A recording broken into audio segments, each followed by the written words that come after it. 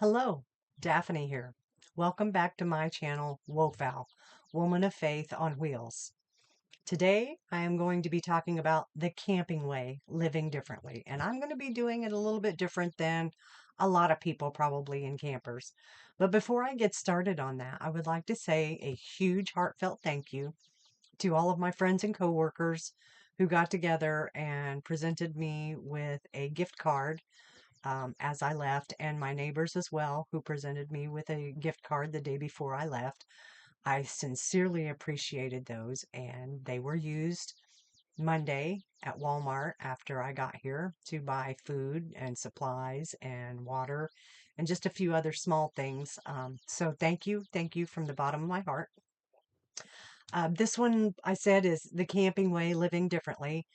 I did say in my second video, I believe, which was my fourth day talk, which is part of my fourth day talk, that I wanted to live a life that left a smaller footprint on the earth. I want to be a better steward of the resources that God has blessed us all with.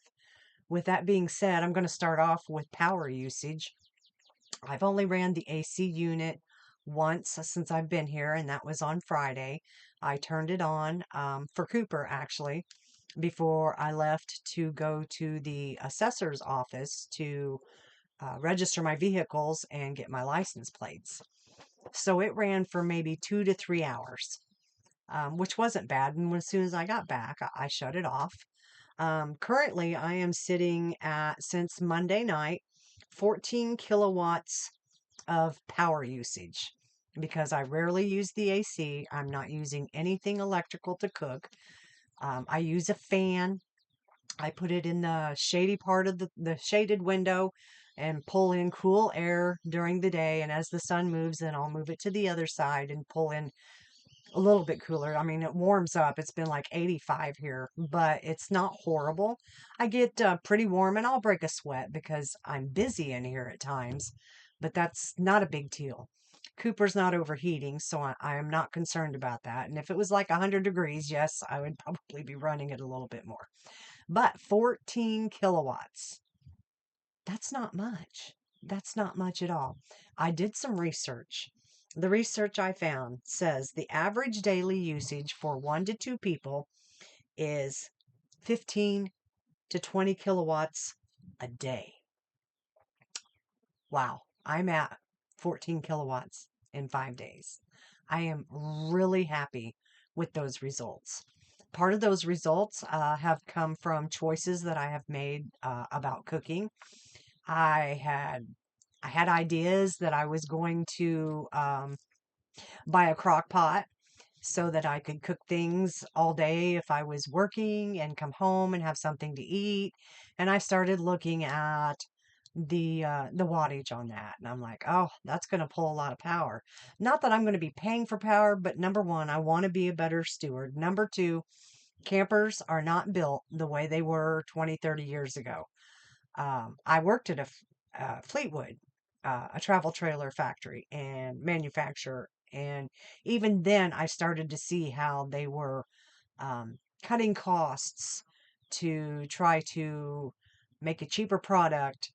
And with that being said, electrical has also suffered from that. I have read horrible posts about how people are tripping breakers, how people have outlets that are getting hot because they're running too much stuff. They're running more than what the capacity of the camper and the electrical components in it can handle. And I do not wish to be one of those people. So I have chosen not to get a roaster. I have chosen not to get a crock pot. Crock pots can, on just on a low setting, can run well, they run 1500 watts. They'll run 300 to 400 watts, so 8 or 9 hours, or if it's 500 watts, you're looking at 1500 watts in one day. Okay, that's quite a bit of power. Roaster ovens, which I used at home to make dog food for the dogs, 3 to 4 hours, they can use 6,000 kilowatts. That's a lot of power. So I looked at other options. Um, One was that I would be able to cook outside over a fire in a decent stock pot, which I would still have to do things in stages because there's so many ingredients involved. There's hamburger and chicken liver or beef liver. There's ground beef. There's turkey. There's chicken, and it's just impossible really to cook it all together because then you have to add your rice, your yams, et cetera, carrots, green beans. So I was looking at, okay, how am I going to do this? Well, on many of the sites, I found something called the people were raving about rock pot, and it is a thermal way of cooking that it has a outer thermal pot, and you have stainless steel pot that you pull up out of it. You put the stainless steel pot, whether you're cooking it over the fire or over your stove, and you cook it to the cooking temp. So for me, I've tried mine twice already. I've cooked chicken with it both times. One was just for me for veggie and chicken quesadillas. And I had like 5 thighs that I put in it, and I filled it 2/3 of the way full of water. I brought it to a boil. I set it down in the pot, and then I sealed the pot up and I let it cook for 2.5 hours. It didn't need to cook for 2.5 hours. I have no idea how soon it was done, but in 2.5 hours, I pulled out chicken thighs that were fall apart tender, completely done. Today, I did the same thing, except for with a bigger package of chicken, which I'm going to shred. It's cooling right now. I'm going to shred and bag up and put in the freezer because that's going to go towards the dog food for Cooper. But this pot that I bought, now I think I said the rock pots run like $200 to $300. This is a Narita pot, thermal pot. I paid about $100 for this. It has a nifty little button here that allows that to flip up. And then you have another stainless steel pot that'll fit down inside that. Now this one came with 2 stainless steel pots. One, the big one that fills the whole container, and then another small one that sits down inside of it. So if I wanted to cook meat in the bottom of the big one, then I could turn around and put vegetables in the small one and set it down on top of that because it won't let it go all the way down. And I could have a full meal cooked when I got home.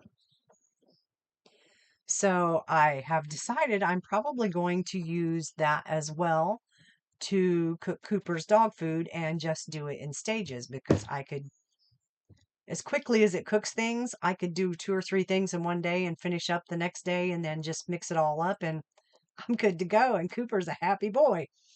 Um, so that's with the power usage. Water usage is another thing. I'm doing my water usage a little differently. Uh, this has kind of been a trial and error thing, figuring out how I'm going to live this life in the most efficient and best way possible.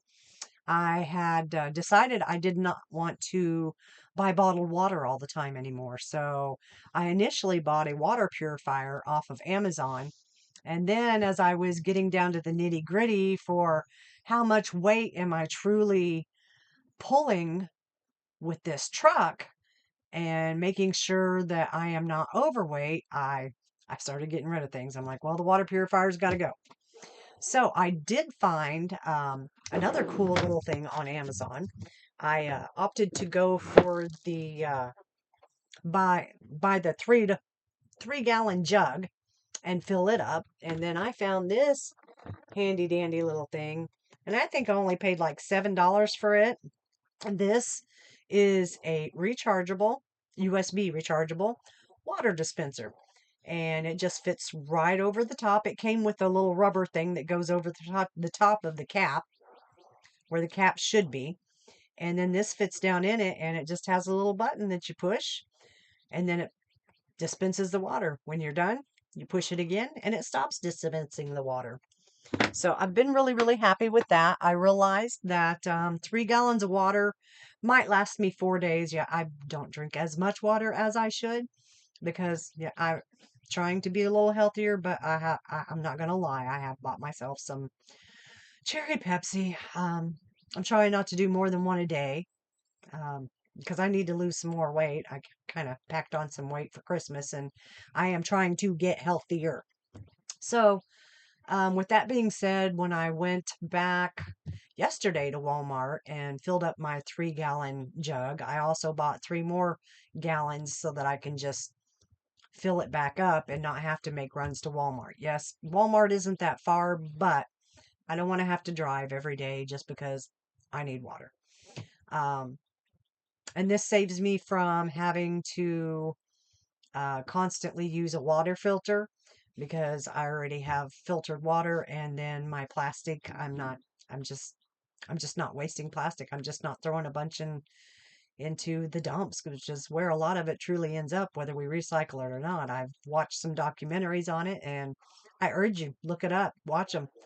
It's sad, really sad what we do to our earth. Um, with that being said, I also found these nice little 2-gallon buckets at Walmart. I bought one Monday evening after I got everything set up and I ran to Walmart because I had decided if I don't have to, I'm not going to use the full water system in the camper because then you have to worry about, well, did I get my fresh tank emptied before you take off with it again? And then if you're in cooler places, you have to worry, did I get it winterized correctly? I'm just going to avoid all that. I don't need that. I get a bucket. I've been filling a 2-gallon bucket up at least once a day. And honestly, maybe a little bit more. I might use 2 gallons of water a day to flush my toilet. And I wouldn't even say I use a gallon a day to wash my dishes. Not that you could fit a gallon in my little sink, but I'm being frugal. I am being mindful of how much water I am using, and I am really, really happy with how this is turning out so far. Like I said, I did get another bucket for when I am in muddy areas. We got some storms here yesterday, but it's sand, so it's not really muddy. But it would be nice to have a little bucket at the door for when Cooper's been out that I can have a rag there and I can wipe his paws off and so that he's not tracking as much into the camper because the first place he goes is to Mama's bed and Mama don't want a muddy bed. Um, as far as water for shower, I use the facilities where I'm at. And even at that, I still don't go take really long showers. I get in, do what I need to do, and I get out. Um, so I'm happy with how things are going. I have been acclimating to the camper life. I'm still working on getting things where I want them, so things are efficient and not so cluttered. I just finally got my table fixed, which I'm really having to work on it a little bit to make it shaky. But when I first bought this camper, both the legs that go into the floor and the bottom of the table, they were they were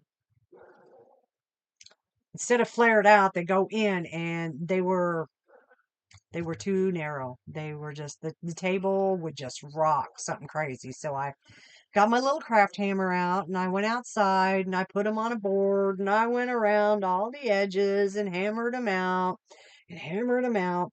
And I'm just going to keep tweaking that until I have no shake at all. I just have to still be able to make sure that they will fit in there.